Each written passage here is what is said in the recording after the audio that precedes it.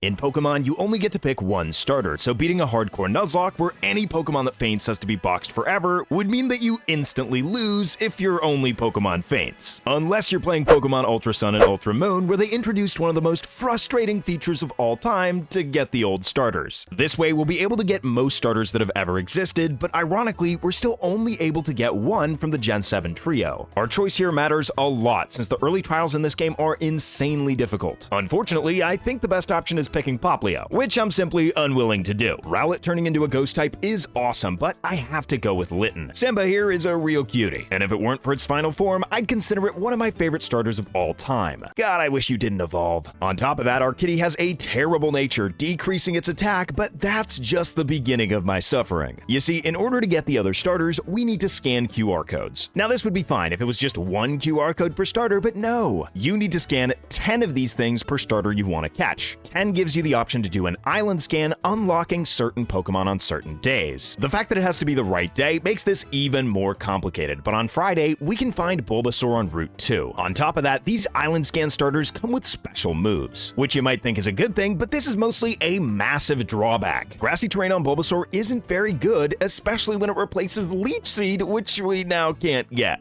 And not having Leech Seed is gonna make it a lot harder to beat the first trial. The way I'm treating the level cap for any trial is I have to go into the trial at the correct level. But because there are so many fights in the first trial before the Totem Pokemon, we end up getting both of our Mons to level 13. Getting these extra levels before Totem Raticate is really nice, since this is a very difficult boss fight this early in the game. Our attacks will barely do anything because of its boosted defense, and we can't exactly rely on Poison Powder since it's got a held Pecha Berry. This puts us at an insane disadvantage, but Bulbasaur immediately shows us why it's number one by dodging a Super Fang. On top of that, he even lands Sleep Powder, which is gonna make this battle a lot more manageable, especially now that it's a 2-on-1. The incoming Rattata immediately proves why Hustle is a terrible ability by immediately missing a quick attack and taking half of its health from a Vine Whip. Paired with the fact that Raticate stays asleep, this is huge since it means we only have to take a tackle from Rattata before taking it out. The next turn, Bulbasaur continues getting lucky by getting the third turn sleep, allowing us to fire off a Growl. Sadly, that good fortune doesn't last for long as Raticate wakes up and gets a flinch with Bite. The first couple of turns of the fight were incredibly lucky, getting 2 misses in a row, which is immediately balanced out by a second flinch. A third one here would be very bad, but Bulbasaur pulls through, firing off another Growl, increasing our survivability. Probability then catches up to me as I miss my second Sleep Powder. This is very bad since we still haven't dealt a single point of damage to Raticate, but luckily we neither flinch or miss, managing to put the rat to sleep. This guarantees us one free action, and while I could use it to swap to Litten, I go ahead and use Growl instead since I think the damage reduction is gonna be more valuable. As we swap Simba in, Raticate ends up sleeping anyway, so our Growl goes unpunished. We now have to start dealing damage, and Ember being a special move works in our favor since Raticate has that defense boost. On top of that, we're dealing a lot more damage than Bite, leading Raticate to go for a desperate strategy, using Scary Face to lower our speed to now be faster. And it actually ends up slightly working out for Raticate, managing to land 2 flinches in a row by simply outspeeding. Unfortunately, a held Oran Berry means we just have too much health. At only 30% chance, Raticate doesn't end up getting 5 flinches in a row, granting us the victory. This would have been so much nicer with Leech Seed. With the first trial defeated, we unlock 2 new encounter locations, which means I need to scan a ton more QR codes. This means on the Sunday, we're first able to pick up Charmander on Route 3. Its unique move is Counter, which is actually pretty awesome. I then go ahead and scan another 10 QR codes the following day since we can pick up Squirtle in Seaward Cave on Monday. Its special island scan move is Aqua Jet, which honestly isn't too useful on a special attacker, but with that minus speed nature, some extra priority utility doesn't actually hurt. Getting the Kanto starters first is pretty awesome since the Meli Grand Trial level cap is 16, meaning we're able to evolve all 3 of them before the fight. Having a decently bulky poison type in Ivysaur before the fighting type boss is pretty useful. However, in this case, it's actually Charmeleon who's our most valuable team member. At level 16, Charmander learned Dragon Rage, a move that always deals 40 damage. In most games, opponents get one shot this early in the game, but in Ultra Sun and Moon, we actually face a lot of HP EVs, which unfortunately means it usually takes 2 hits, putting us at a bit of risk. Machop just went for Focus Energy, so we got the KO for free. Then after using Fake Out, Makuhita just goes for Sand Attack, and fortunately, we don't miss our second Dragon Rage, so it's pretty much a free KO as well. Crabrawler is Hala's final Pokemon, and this thing has the Fighting Z Crystal, making it a lot more dangerous and threatening a one-hit KO on Charmeleon with all-out pummeling.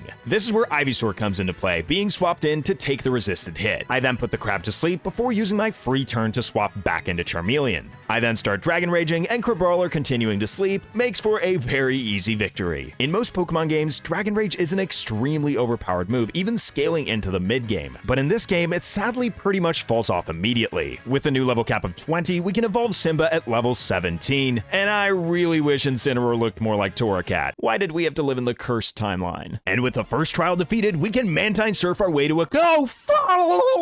Your surfing skills are reaching new levels, dude. I guess if you count below sea level. We then reach Route 4, where we can pick up the only available wild encounter we don't have to scan QR codes for, Eevee. With mostly access to fire, water, and grass, Eevee is an excellent addition to the team. This could give us some much needed coverage in the future, but for now, we don't have any stones, so it's going in the box. Straight from Route 4, we can reach Pikachu Valley. And if we, you guessed it, scan a special QR code, we can actually receive a special Pikachu. The only thing special about it is the hat, and the fact that it can't evolve, and we can't give it a nickname. There's really not much good about this thing. It is an electric type with Thunder right before the water trial that's in permanent rain, but it comes at level 21, so we can't use it until we've beaten the trial. The trial is against Totem Arachnid, which gets its water type moves boosted by Stab, Water Bubble, and the Rain. If Game Freak gave this thing any other water move than Bubble, it would have been a nightmare. Fortunately, Ivysaur is part poison type so that we don't take super effective damage from Leech Life. I then use Poison Powder instead of Sleep to get some extra damage each turn as Arachnid calls in Dupiter. Leech Life does kind of work against our poison, but with Giga Drain we can get a lot of the health we lost back. I quickly realize this is a battle of attrition that I simply cannot win and go for Synthesis. This unfortunately does not heal very much because of the rain.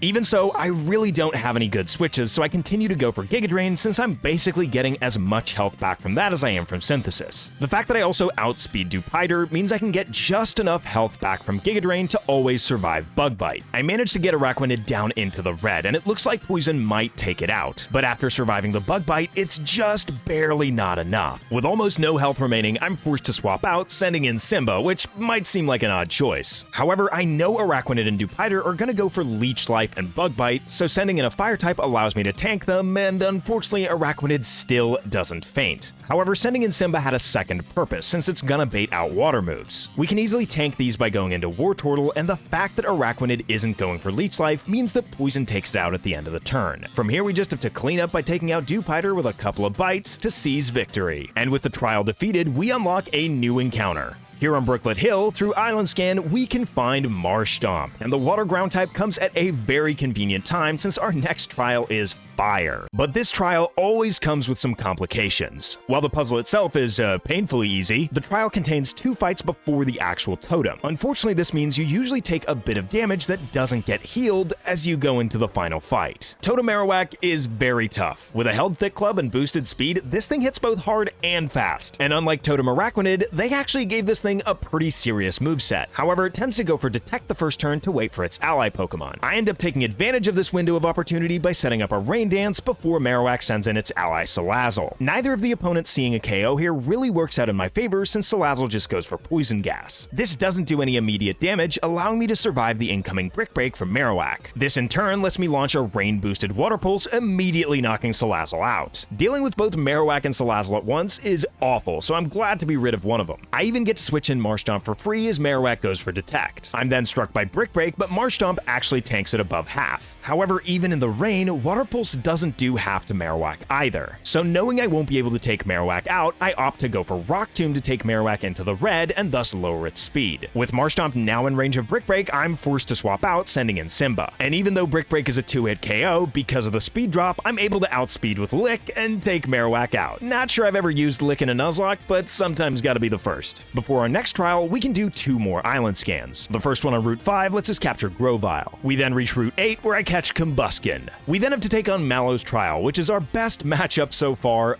by a mile. At this point, we've got 3 fire types, and this thing only has bug and grass moves to hit us with. On top of that, its ally Pokemon acts more like our ally by setting up Sunny Day, which basically wins us the fight on the spot. While passing through Diglett Tunnel, we can pick up a Firestone. Right before Coney City, Looker gives us a Thunderstone, and in fact, as soon as we reach the city, we can buy every single stone. This means I could evolve Eevee into anything, but I still haven't made up my mind. The Eviolite I can pick up is pretty useful, at this point since none of my Pokemon are fully evolved. With that, we're ready to take on Akala's Grand Trial versus Olivia. Her rock types can be pretty difficult to deal with, but we've got a lot of water and grass types. Marshtomp is able to take care of Anorith, and to deal with Lileep, I send in Combusken. But as I finish it off with a Brick Break, I realize I've made a big mistake. Literally nothing on my team wants to swap into this Z move. In fact, nothing I have could survive it, combined with one more hit. And none of my Pokemon who are tanky enough to survive it are able to outspeed the turn after. Literally caught between a rock and a hard place.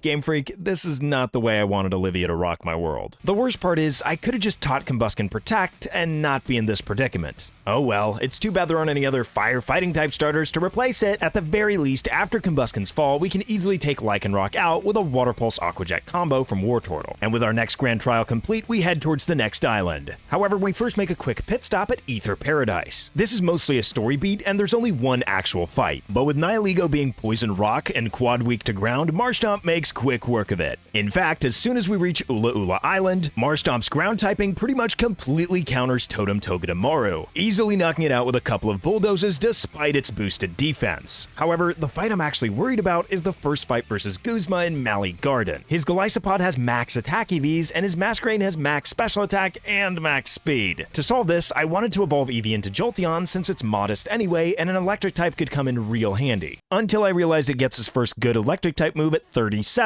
with a level cap of 35. So instead we're gonna have to improvise and work with what we've got. Because as you know, I already have an electric type in Pikachu. Learning from my mistakes with Combusken, I did teach Pikachu Protect, this time to dodge first impression so that we don't instantly die. The following turn, I outspeed with Thunderbolt, which does just barely enough to activate Emergency Exit and send in Masquerain. This sadly is the end of the road for Pikachu, because nothing I have can outspeed this thing, and nothing wants to take 2 hits. But Pikachu going down is all part of the plan, since this way we can send in Stitch for free. We then take a profound risk going for Rock Slide, since it's basically the only thing I can do. Thankfully Stitch connects, because otherwise I'm pretty sure that would just be the end of the run. But with Masquerain defeated, we still have to deal with Golisopod. I am in range of first impression here, which I'm gonna use to my advantage by swapping through Simba. This way Guzma sees the KO with Razor Shell, and I can use U-turn to swap out into Venusaur. The U-turn damage isn't very substantial here, but it does put Golisopod in range of a Giga Drain being a 100% KO. The defense drop on the switch does mean we risk a crit against the Sucker Punch, but I really didn't have another play, and thankfully it paid off. By the time we face Guzma next time, we will have Discharge on Jolteon, so it really won't be that much of a problem. With the level cap of 35, our original starter can reach his final form. Between VGC and Smash Bros, this thing is everywhere, and frankly, I'm sick of it. Game Freak was like, let's make an edgy Tony the Tiger, that'll be great. Totem Mimikyu is where the difficulty seriously spikes in this game. It gets a boost to every single one of its stats, and between Disguise and its amazing typing, it's pretty difficult to deal with. Immediately, it takes out over half of Wartortle's health with a Play Rough. I then go for Icy Wind since I can't damage it because of Disguise anyway, but we still get the secondary effect to lower Mimikyu's speed back to neutral. Mimikyu then calls its allied Pokemon Banette, and I really need to switch out unless I want to go down to another Play Rough. I swap in Venusaur to resist it, and thankfully dodge a Will-O-Wisp. I'm now expecting it to go for Shadow Claw, so I swap into Simba to resist that as well. There are 2 problems with what I'm doing at the moment. For one, I'm not actually getting any damage by switching through something like Poison. On top of that, there's also Banette to worry about, which ends up cursing me on the switch, forcing me to swap again. I'm basically just swapping into more and more damage, and as Banette goes for Screech, I realize I'm in deep trouble. I need some initiative, any opening at all, so the only play is to make a sacrifice. And sadly, my least useful team member is Crush. Losing Wartortle sucks, but I guess it's not the end of the world, since it doesn't offer any unique utility that my other water types couldn't already do by being a pure water type. Crush going down gives me a free switch into Bolt, who can take out Banette with a Shadow Ball. My sacrifice seems to have also pleased the RNG gods, since Mimikyu ends up missing Play Rough. Honestly, I should have probably just gone for Shadow Ball here to get as much damage as possible, but I opt to go for Thunder Wave in order to burn Mimikyu's Lumberry. This opens up the possibility of status in the future, but honestly, the damage would have been way better. Expecting another Play Rough, I swap into Venusaur, but even after leftovers, I'm unsure if he can survive another another hit. Mimikyu goes for Shadow Claw, and Venusaur just barely survives with 1 HP, then completely legitimizing Jolteon's Thunder Wave by connecting with a Poison Powder. Finally, my switching and dirtling around will at least net me a little bit of value at the end of each turn. I swap in Stitch, one of my only 2 remaining healthy Pokemon, who tanks a Shadow Claw fairly decently with an Eviolite. Once again, I should have been clever and taught my Pokemon Protect, but I really didn't expect to get poison on this thing. Marshtomp the Goat then does it again, getting a critical hit with Bulldoze to deal a ton of damage to Mimikyu, which unfortunately calls in its next ally Pokemon, Jellicent. The game has some sense of mercy, allowing me to dodge one more Play Rough and connect with another Bulldoze, which actually makes me faster than Mimikyu. Jellicent then hits me with a Water Pulse, and I just pray I don't get confused. Thankfully, no such nonsense happens, and after Poison, another Bulldoze is enough to take Mimikyu out. Ironically, as Mimikyu faints, Jellicent ends up going for Spite, lowering the PP of Bulldoze, which it just disabled with Cursed Body, which means I've got to resort to dropping a couple of Rock Slides, which eventually takes the thing out, granting us victory against the 5th trial. And beating that trial is a huge threshold for the team, since the new level cap of 42 allows every single one of our starters to reach their final form. On top of that, beating the trial gets us access to Route 16 and the subsequent Ula'ula Meadows. It's in these 2 locations we can pick up Primplup and Grottle. As for Monferno, it's on Route 11, which we've had access to since we got to the island, but Monferno wouldn't have been too useful against Mimikyu, which is why we're picking it up now. Monferno even comes with Power Up Punch from the island scan, completely power creeping Combusken.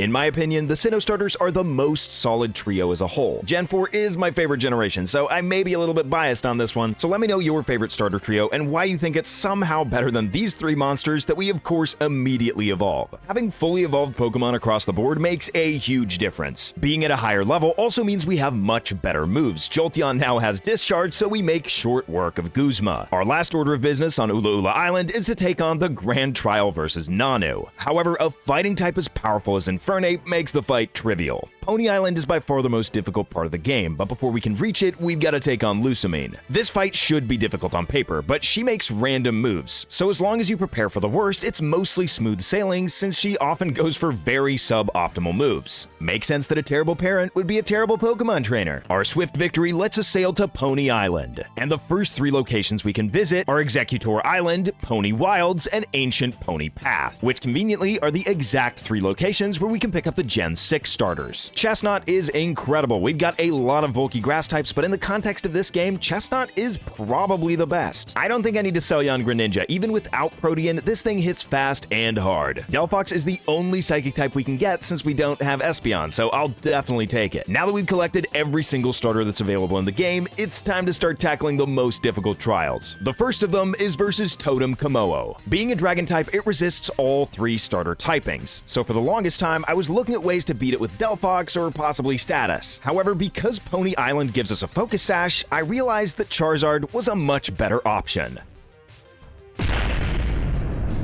I don't think I've ever beat this trial in 1 turn, so that felt awesome. But all that means is that we now have to go up against the most unfair boss fight in all of Pokemon. Ultra Necrozma being 5 levels above the level cap, omni-boosted, and frankly just an obnoxiously powerful legendary Pokemon makes it an absolute nightmare to deal with. Now, as long as you have a full team, the Focus Sash that you're given, the Protect TM from Akala, and Toxic from the Ether Paradise, you can actually guarantee that you win this fight every single time, no matter what team you have. It just comes at the great cost of 4 or 5 Pokemon. In this case, my strategy is still Toxic, because there's no way I'm putting enough damage on this thing with the team that we have. Necrozma's one big weakness is also that every single one of its moves is resisted by Steel. However, this doesn't mean that we still don't take a butt ton of damage. I got exactly 11 HP back from leftovers, so without that recovery, Scrooge would have been royally screwed by that critical hit. Despite the crit, we would have still have to swap out the turn after we go for the next Protect. The thing that sucks about it is being at such low HP, Necrozma has the chance of going for Dragon Pulse, since that would also take me out. Fortunately, things end up going to plan, and it goes for the Photon Laser, which isn't able to hit Dark types, but if that would have been a crit Dragon Pulse, that would have meant our original starter would go bye-bye. This means the only trial we have left in the game is the most annoying one by far. Totem Rabombi starts out with 2 Omni Boosts, and on top of that loves to set up Quiver Dance. If you wasted your Focus Sash against Necrozma, this is potentially a very rough fight. However, just like Necrozma, this thing only has moves that hit Steel for resistance wasted damage. So Empoleon, a specially defensive steel-type tank, completely walls it. And when I say walls it, I mean it. This is the damage from a +4 Bug Buzz. The fact that that's a 3-hit KO, on top of the fact that it has to set up 2 Quiver Dances, and that we can protect between those 3 hits, means Ribombee stands absolutely no chance and eventually succumbs to the poison.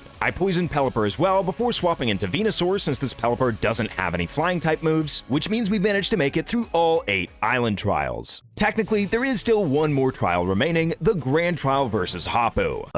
Is she 12 or 50? But with a team consisting of 3 grass types and 3 water types, the fight mostly goes kind of the way you'd expect. And with the final Grand Trial completed and no more encounters to pick up, all that's left to do is take on the Elite Four. The team I end up settling on starts with Ursula the Greninja. We only have Scald and Ice Beam for damage since unfortunately the Dark Pulse TM is post-game. Second, we've got Scrooge the Empoleon with Scald and Flash Cannon to attack and Toxic Protect to stall out our opponents. To round out our water types, we've got Stitch the Swampert with a full attacking set of Earthquake, Aqua Tail, Ice Punch, and Rock Slide. I did say Chestnut was good, so of course we're bringing Quasimodo with Seed Bomb, Hammer Arm, Leech Seed, and Spiky Shield. The only fire type we're bringing is Cruella the Delphox. It's got the highest damage output and the best coverage with Flamethrower, Psychic, Shadow Ball, and Dazzling Gleam. Finally, we're bringing Bolt the Jolteon with Thunderbolt, Volt Switch, Charge Beam, and Shadow Ball. I decided to take on Mullane first. I did only bring 1 fire type, but Swampert being ground and Chestnut being fighting means we actually have 3 good options. Mullane leads with Klefki, which tends to be incredibly annoying.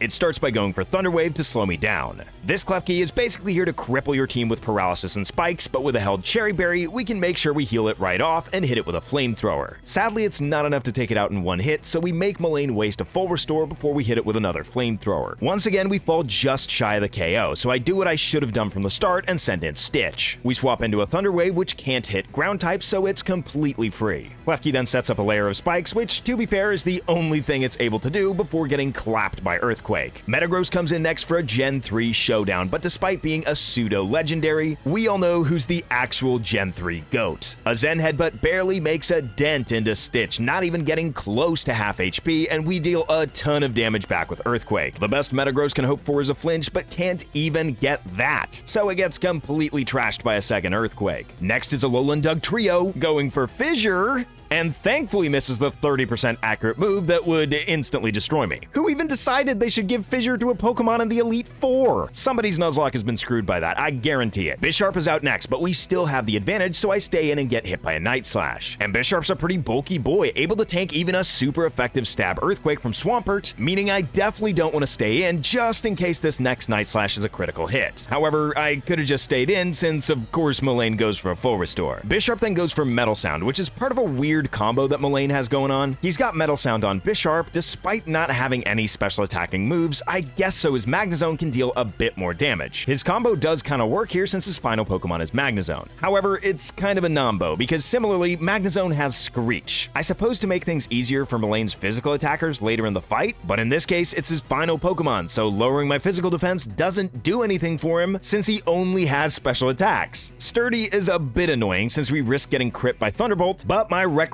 throwing of flames doesn't end up getting punished and we pick up the KO for our first Elite Four victory. Second, I decide to fight Acerola, the Master of Ghosts, and here it would have been really handy to have Dark Pulse on Greninja, but alas, we're gonna have to work with what we've got. And honestly, even if I did have Dark Pulse, I'd probably use Bolt anyway. With Charge Beam, we've got a 70% chance to get a special attack boost, which we end up hitting. Banette goes for Screech, but without priority, this isn't an issue whatsoever. She's so afraid of +1 Shadow Ball, she even ends up switching in her ace Palisand. But this effort to survive is completely in vain, since +1 Shadow Ball also tears through the sandcastle. She tries her best with Frostlass, which also takes a ball to the face. Delmise is a decent attempt, but these balls are just a bit too much for Acerola to handle. With Banette defeated, the only Pokemon she has left is Drifblim, which we can easily zap out of the sky with a Thunderbolt for one of the easiest victories of all time. Third is Olivia, and the last time we faced her, things didn't go so well. This time, we do have a bit better tools to work with, but but her team is powered up as well. She starts with Armaldo, so I lead with Swampert, but this isn't a super favorable matchup since we still take a ton of damage from X-Scissor. Aqua Tail does do enough to put Armaldo in range to be healed, and of course Swampert manages to miss Aqua Tail. This puts me in a bad spot, since even after all that leftovers recovery, we still can't take another X-Scissor, and we definitely can't take a crit, so I'm forced to swap out, sending in Empoleon. And even when resisted, these X-Scissors keep hitting hard. At least I'm not at risk of being taken out by a crit here, so I can easily stay in against another one and use the 100% accurate Scald to finish Armaldo off. Probopass comes out second, so I swap in Quasimodo, who promptly gets Thunderwaved. And so began my nightmare. Probopass sets up Sandstorm, but I get paralyzed. I'm then shot by a Power Gem before getting paralyzed. After another Power Gem, you guessed it, paralyzed. It's only on the 4th turn that I actually get to make a move, and thank God I don't miss Leech Seed, after which I of course immediately get paralyzed. Finally, as Probopass sets up Sandstorm again, I get to drop a fat Hammer Arm on this thing and decimate this hunk of junk. I gotta admit, it did also feel good to Hammer Arm Lycanroc to get revenge for Combuskin. Second to last is Gigalith, and it has Iron Head, meaning we're currently being paraflinched. Unfortunately for Olivia, I immediately connect with a Leech Seed, which actually heals off more than Iron Head does damage. I even somehow managed to not get paraflinched twice in a row, which unfortunately falls just short of taking Gigalith out, causing Olivia to full restore. And from there, I kid you not, I end up getting flinched,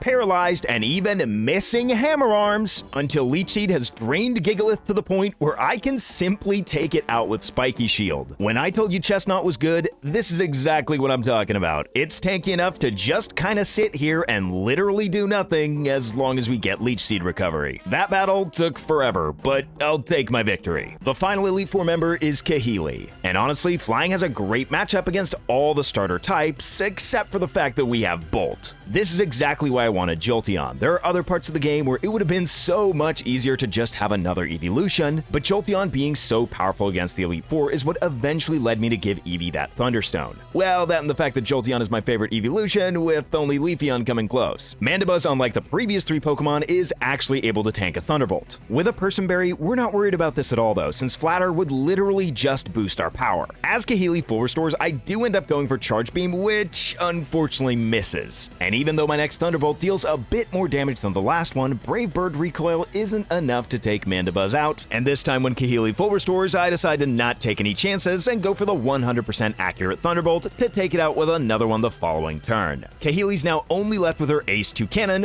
which unfortunately for her just drops to a single Thunderbolt. And with that, we've made it through the Elite Four without losing a single starter, albeit that fissure had me for a second. Losing your starter in any Nuzlocke always hurts the most, and somehow we've managed to lose 3. But even so, we've stayed strong and made it to the final fight of the game with a full team of 6 Pokemon. In the original Sun and Moon, Hau is a massive pushover, but in the Ultra games with fully EV'd Pokemon, he's a force to be reckoned with. The guy even has 3 starters on his team in Raichu, Vaporeon, and Decidueye. Naturally, I lead with Swampert, who does have to take a Psychic since there's no way we're outspeeding Alolan Raichu. From there, I've got no idea how we decimate this thing with Earthquake since it's clearly levitating above the ground. I'll be the one to say it, they should have given Alolan Raichu Levitate. Decidueye comes in next, threatening Swampert with its only weakness, so we swap out into Cruella, who has to tank the Bloom Doom. And for whatever reason, almost all new Pokemon from Alola are incredibly slow, so we easily outspeed Decidueye and knock it out with a Flamethrower. Vaporeon comes in, threatening to wash Cruella out of existence, so I swap out into Quasimodo, who basically completely walls this thing. Its only attacking moves are Hydro Pump and Quick Attack, neither of which do very much damage to Quasimodo. Beyond that, it has both Baby Doll Eyes and Charm. I'm unsure why they didn't give this thing Ice Beam or at least Aurora Beam to deal with grass types, but 2 separate moves that both lower attack seems a little bit superfluous, especially when Charm is so much better. It takes Quasimodo a bit of time to get there, but eventually we take out Hau's final starter. And with Chestnut quad weak to flying, this baits in Noivern. However, we've got the perfect answer to this. We basically brought Empoleon for this specific matchup alone. Scrooge ended up having to take care of Armaldo, but basically, I bought Scrooge thinking I'd only swap into this fight. I replaced Flash Cannon with Ice Beam before facing Kahili just in case, which perfectly destroys Noivern. Tauros comes in next, so I swap out of Empoleon into Chestnut. Grass does resist Earthquake, so we barely take any damage at all here and heal most of it off with leftovers. I make sure to get all the way back up to full HP by going for Spiky Shield just to get a little bit of damage on Tauros and to scout what move it's about to use. Double Edge actually kinda helps me out here since it does a bit of damage damage to Tauros as well. Then after setting up Leech Seed, I make sure to go for Spiky Shield to get as much residual damage as possible. Although admittedly, with Tauros weak to fighting, I should have probably done what I do next a whole lot sooner and just taken it out with Hammer Arm.